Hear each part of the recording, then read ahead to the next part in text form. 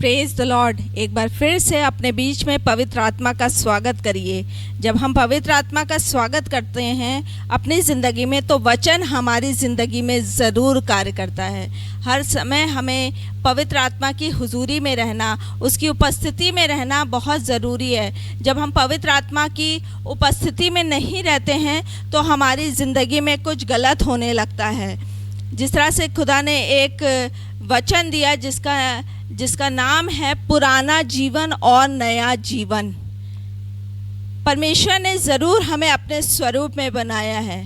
क्या हम उसके मुताबिक अपना जीवन जी रहे हैं? क्या हमारा जीवन अभी तक पुराना जीवन बना हुआ है? पुराना जीवन से मेरा मतलब है, क्या क्रोध कर रहे हैं और क्रोध इतना किए जा रहे हैं कि आप पाप भी कर रहे हैं।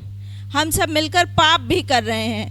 लोभ इतना ज़्यादा है। लोभ लालच को कहते हैं। लालच है, क्रोध है और बहुत सी ऐसी बातें हमारी ज़िंदगी में हैं जो हमारे पुराने जीवन को दर्शाती हैं।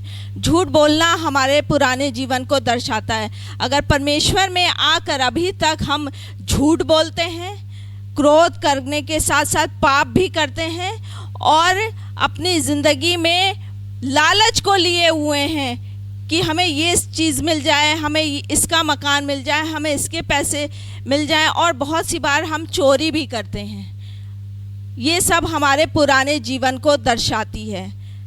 लेकिन जब हमारी मुलाकात जब परमेश्वर से हो गई है तो परमेश्वर नहीं चाहता कि हमारी ज़िंदगी में पुराना जीवन रहे।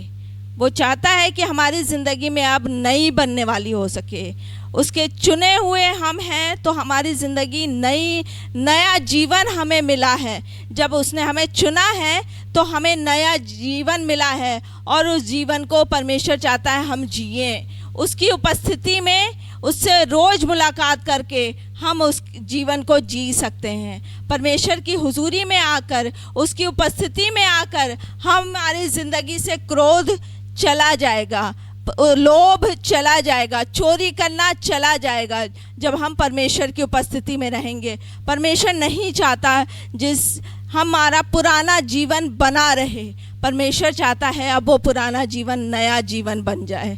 कुलुस्सियों में लिखा हुआ है, कुलुस्सियों 3 में उसके 5 से 12 तक को पढ़ सकते हैं।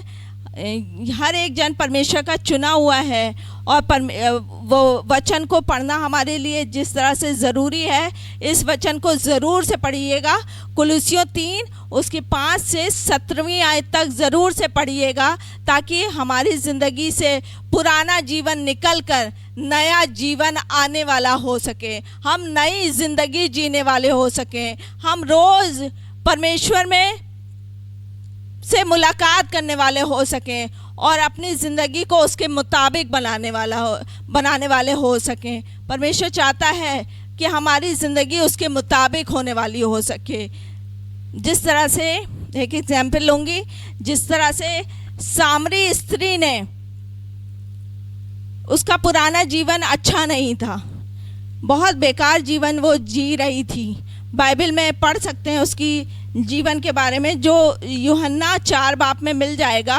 उसकी ज़िंदगी के बारे में, जो वो ज़िंदगी बिता रही थी, वो उसमें क्रोध, झूठ, लालच, चोरी सब कुछ था। लेकिन जिस दिन उसकी खुदा से मुलाकात हो गई, उस दिन वो बदल गई, उसका जीवन नया हो गया। परमेश्वर हमसे भी चाहता है कि हमारी भी मुलाकात परमेश्वर से होने वाली हो सके। जब हम उसके चुने हुए जन हैं तो हमारी मुलाकात हमारे परमेश्वर से होने वाली हो सके। जब हमारी मुलाकात हमारे परमेश्वर से हो जाएगी तो नया जीवन हमारी ज़िंदगी में आ जाएगा। उसकी पवित्र आत्मा से हम भरे रहेंगे और हमें पता चल पाएगा कि हम कहाँ गलत हैं, हम कहाँ गलत कर रहे हैं, हम कहाँ गलत जा रहे हैं, हम कहाँ गलत उठ रहे हैं। ये सब हमें पता चलने पाएगा। सिर्फ परमेश्वर से मुलाकात हमारी ज़िंदगी को बदल सकती है। तो क्यों ना उसकी आराधना में लग जाएं, क्यों ना उससे प्रार्थना करें, क्यों ना उससे रिलेशन बनाएं। परमेश्वर यही चाहता है कि हम उसकी उपस्थिति में रहें, हर दिन उससे मुलाकात करें। जिस समय हम उससे मुलाकात नहीं करते, हम गलत ज़रूर होते हैं।